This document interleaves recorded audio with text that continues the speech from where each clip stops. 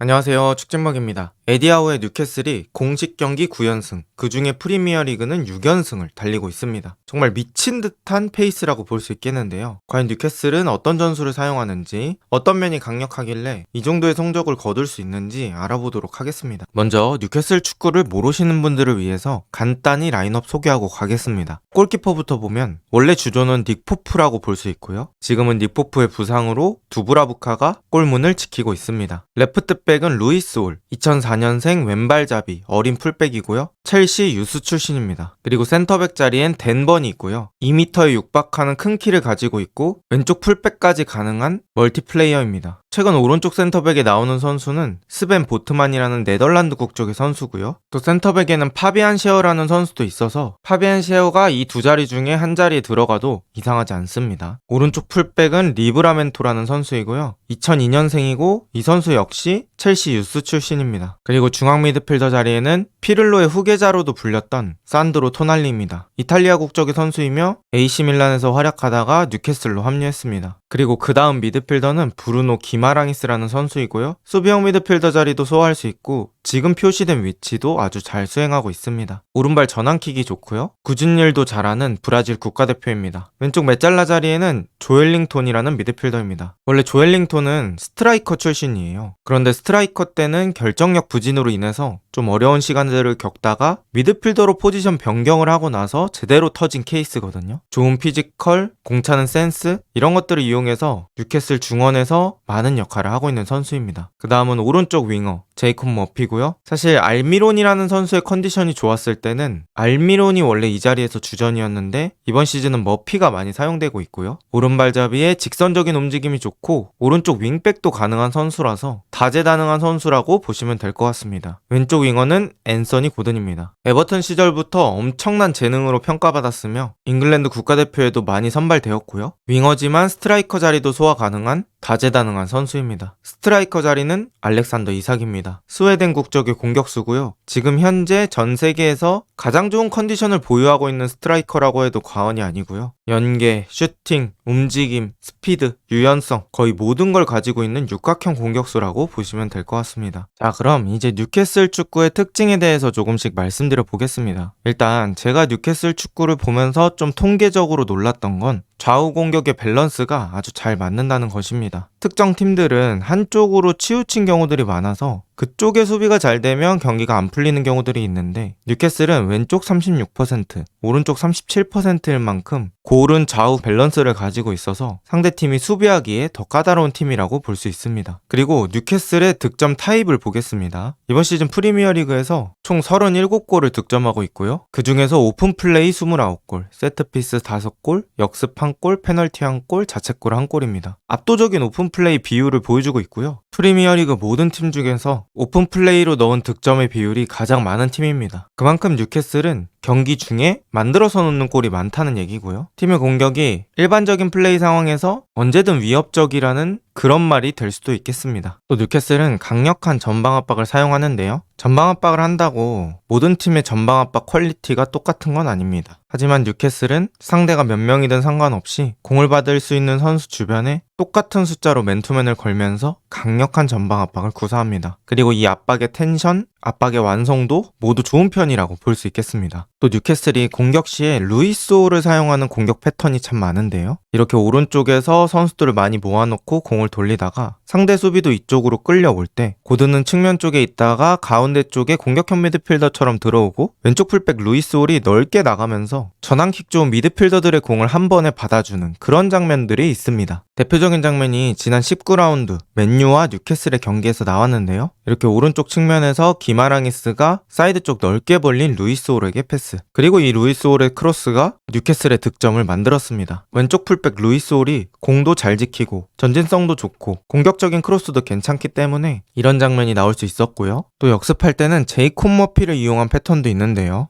미드필더가 기마랑이스가 됐든 조엘링톤이 됐든 토날리가 됐든 이런 식으로 공을 가지고 들어가면서 상대 수비들을 고정시킵니다. 그리고 제이콥 머피가 터치라인 쪽에 있다가 되게 넓게 벌려주면서 그쪽으로 패스가 전개되고 머피가 한 번에 땅볼로 깔아주면 그때 이삭이나 고든이 들어와서 마무리를 하는 그런 패턴들이 많은데요. 가장 최근 울버햄튼과의 경기에서 조엘링턴이 이렇게 공을 가지고 사이드 쪽 머피에게 열어주고요. 머피가 이렇게 바로 안쪽으로 땅볼 크로스를 넣어주는 패턴이 있었습니다. 20라운드 토트넘과의 경기에서도 기마랑이스가 높은 지역까지 공을 잡고 올라오고요. 그때 머피가 바깥쪽에 빠져있다가 뒷공간으로 띄워주고 기마랑이스는 이에 맞춰 패스를 넣어줍니다. 그리고 머피가 여기서 그냥 간결하게 안쪽에 침투하는 이삭을 보고 땅볼 크로스. 이삭이 여기서 득점을 만들지는 못했지만 계속해서 비슷한 패턴이 반복되고 있고요. 머피의 빠른 크로스 타이밍이 상대 수비진에게 계속해서 불편함을 안겨주고 있습니다. 또 뉴캐슬의 상승세를 이끄는 원인 중에 하나, 토날리, 조엘링턴, 기마랑이스. 이 세 명을 언급 안 할 수 없겠죠. 제가 이 세 명에게 가장 놀랐던 부분은 패스 판단 속도입니다. 공 잡고 판단 내리고 패스하는 게 일반적인 과정이라면 이 선수들은 판단이라는 과정이 없는 것 같습니다. 그냥 공 잡고 열려있으면 바로바로 앞쪽으로 내줍니다. 이런 빠른 템포의 패스가 반복되다 보면 결국엔 이삭이나 고든 쪽으로 공이 도착해 있습니다. 매 경기를 볼 때마다 이 부분에서 많이 놀라고 있고요. 뉴캐슬의 빠른 공수 전환 속도를 이 미드필더 3명이 잘 책임져주고 있는 것 같습니다. 그리고 이 이삭과 고든이라는 선수들의 퀄리티도 언급을 하고 싶고요. 뉴캐슬 역습엔 많은 숫자가 필요한 게 아닙니다. 이 두 명이 서로 패스를 주고받으면서 상대 수비진을 부술 수 있는 능력을 가지고 있기 때문에 적은 숫자로도 득점을 할 수 있다는 게 크고요. 또 이삭과 고든은 속공 형태든 지공 형태든 상관없이 잘하는 스타일이라 더더욱 무서운 것 같습니다. 또 뉴캐슬의 에디아우 감독은 운영 능력이 저는 참 괜찮다고 생각을 했는데요. 그 운영의 핵심은 변형 5백이라고 볼 수 있겠습니다. 제이콥 머피라는 선수가 아까 윙백을 볼 수 있다고 말씀을 드렸죠. 그래서 이렇게 포백으로 나왔지만 머피를 내려서 변형 5백을 하면서 5-4-1 형태로 수비를 합니다. 또 때로는 그냥 포백 유지하고 머피를 앞쪽에 배치하면서 4-5-1 형태를 만들 때도 있고요. 4-5-1 형태를 만들었던 건 리버풀전이었습니다. 또 홀란드같이 키가 큰 선수가 있다면 미드필더 중에 키가 큰 조엘링턴을 센터백 라인으로 내려서 5백을 형성할 때도 있습니다. 이렇게 유기적으로 변형 5백을 쓰는 게 뉴캐슬 수비 형태의 특징이라고 볼 수 있겠고요. 이런 수비 형태는 수비력이 매우 강력합니다. 저 개인적으로 에디아우 감독에게 인상적이었던 부분은 만약에 뉴캐슬이 스코어를 앞서고 있다? 그럼 무리하지 않는다는 겁니다. 원하는 정도의, 예를 들면 2골 정도의 차이가 나면 그때부터는 템포 조절하면서 변형 5백 형태로 수비하면서 스코어를 지키는 데 집중합니다. 이 완급 조절이 되게 좋다는 거죠. 그러면서 리드를 잘 뺏기지 않는 모습을 보여주는데요. 이런 에디아우의 운영 능력 덕분에 최근에 좋은 기세가 만들어지지 않았나 라는 생각을 해봅니다. 또 지난 시즌과 비교했을 때 왜 이렇게 뉴캐슬이 성적이 좋냐라고 물어보신다면 유럽 대항전의 여부라고 볼 수 있겠는데요. 뉴캐슬이 베스트 11은 정말 좋습니다. 이삭 고든부터 중원 3명까지 코어 라인 완벽한 데다가 센터백들도 부상만 없다면 괜찮은 선수들이죠. 하지만 지난 시즌에는 부상도 많았고 그런 와중에 에디아우 감독이 전방 압박을 좀 강력하게 수행하니까 전술 강도도 꽤 높은 편에 속하기 때문에 선수들이 체력적으로도 힘들어했던 것 같습니다. 하지만 이번 시즌은 유럽 대항전이 없고 선수들의 체력을 잘 세이브하면서 주전들을 계속 사용할 수 있다는 장점이겠죠. 자, 영상을 만드는 기준으로 뉴캐슬이 어느새 4위까지 올라왔는데요. 과연 뉴캐슬은 어디까지 올라갈 수 있을까요? 오늘 영상은 여기까지입니다. 좋은 하루 되세요.